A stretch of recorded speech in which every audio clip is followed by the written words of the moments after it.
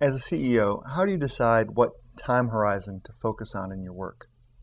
I think that's a great question because it's probably one of the things that have really evolved in my work. When it was just Eric, Danae, and I as the three founders, we would constantly just be working on everything all the time, collaborating, whether it's something that needed to be done in the next 5 seconds or whether it needed to be done in the next week or whether it needed to be done in the next 3 months. We all work collaboratively on it.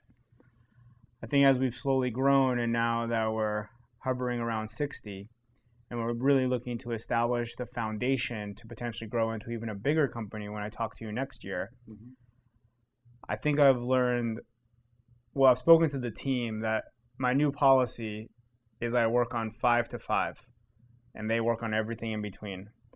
And what that means is I work on things that need to be answered in the next 5 minutes or things that we're working on to figure out in the next 5 years.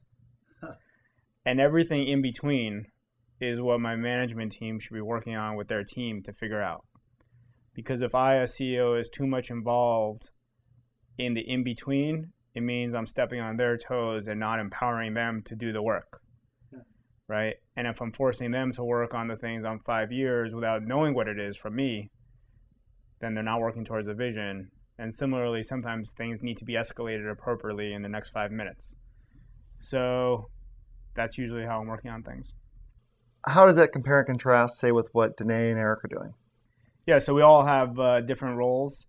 Eric is, built the site and moved over to be head of insights.